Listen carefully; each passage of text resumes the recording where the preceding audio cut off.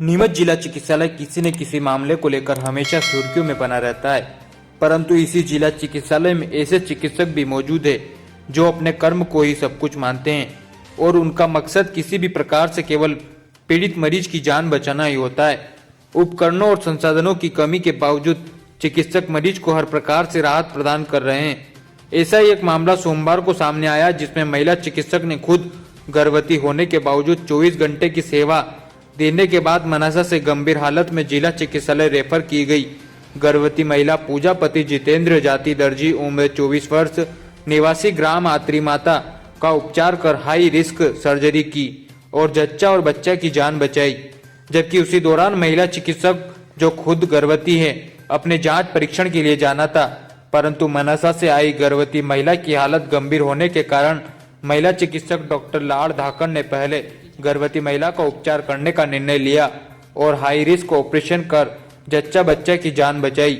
उक्त मामले में महिला चिकित्सक डॉक्टर लाड़ धाकड़ से चर्चा की गई तो उन्होंने बताया कि प्रसूता महिला पूजा पति जितेंद्र मनासा से गंभीर हालत में रेफर हुई थी, जिसका प्लेटलेट कम था और खून देरी से रुकने की बीमारी से ग्रसित थी। साथ ही बच्चे ने शौच भी महिला के पेट में कर दी थी, जिससे वह अंदर घबरा गया था। थोड़ी भी देर होती तो जच्चा बच्चा दोनों की जान जा सकती थी। रेफर करने की स्थिति में नहीं थी, क्योंकि उन्हें रेफर किया जाता तो दोनों में से किसी एक की जान भी जा सकती थी। प्रसूता की गंभीर स्थिति को देखते हुए हाई रिस्क सर्जरी करना उचित समझा। सर्जरी के बाद जच्चा बच्चा दोनों स्वस्थ हैं। संसाधनों और आईसीयू में चिकित्सकों की कमी के कारण ऐसे केस सामान्यतः मेडिकल कॉलेज रेफर करना पड़ता है। अधिकतर प्रयास रहता है कि हम लोग मरीजों को बेहतर उपचार देकर उनकी जान बचा सकें। वहीं उक्त मामले में महिला पूजा के पति जितेंद्र दर्जी ने जानकारी देते हुए बताया कि पूजा को गंभीर हालत में मनासा से रेफर किया गया था। यहाँ आने के बाद डॉक्टर की ड्यूटी समाप्त हो गई थी, परंतु फिर भी उन्होंने खुद गर्भवती होने के बावजूद मेरी पत्नी पूजा को बेहतर उपचार कर बड़ा ऑपरेशन किया है। यदि यहाँ से उसे रेफर किया जाता तो दोनों में से किसी की भी जान जा सकती थी। महिला डॉक्टर लाड़ धाकड़ द्वारा किए गए ऑपरेशन के बाद अब मेरी पत्नी और मेरा बच्चा दोनों स्वस्थ और सुरक्षित हैं। मेरे पास जब आए थे, मरीज के पास कोई रिसेंट की जांचें नहीं थी और जब स्टाफ ने भाग दौड़ के जल्दी में जांचें करवाई, उस टाइम वो बच्चे की धड़कन भी ख़राब हो रही थी। जांचों में भी मरीज को खून देरी से रुकने का प्रॉब्लम आया था, जिसे हम कोएगुलेशन प्रोफाइल अल्टर बोलते हैं, और इन्फेक्शन भी आया था। ऐसी यूजुअली सर्जरी हमारे यहाँ पे करना थोड़ा रिस्की होता है, क्योंकि आईसीयू वगैरह बैकअप नहीं है। लेकिन क्योंकि मैं भी प्रेग्नेंट हूँ, तो उस दर्द को समझ के ड्यूटी ख़त्म होने के बाद भी रुक के मैंने किया सर्जरी। अभी बच्चा मदर दोनों स्वस्थ हैं। महिला की प्रसूता की क्या स्थिति थी, कितनी क्रिटिकल थी? उसको अगर उदयपुर रेफर किया जा सकता था तो उसकी क्या स्थिति बनती है अगर उसको रेफर कर? देखो, रेफ़र करते तो बच्चे की धड़कन ख़राब हो रही थी, रास्ते में बच्चा ख़त्म भी हो सकता था, और कोएगुलेशन प्रोफाइल अल्टर आया तो अगर रास्ते में डिलीवरी होती तो खून ज़्यादा बहता उसका, तो माँ को भी खतरा हो सकता था, जान का खतरा हो सकता था। जिला चिकित्सालय कई बार चर्चाओं में रहा है के मामले में। एक बार आप पर भी जो है पूर्व में आरोप लग चुके हैं, उसके बावजूद भी आपने जो है एक अच्छी पहल की, एक अच्छा संदेश जो है दिया है। क्या कहना चाहेंगे जिला चिकित्सालय की वास्तविक स्थितियों को लेकर? देखो, आरोप तो पिछली बार बिना पूछे ही लगा दिए गए थे, जिसमें हमारी कोई गलती भी नहीं थी। बट उसको अब पीछे जाके रिवर्ट तो हम लोग कर नहीं सकते।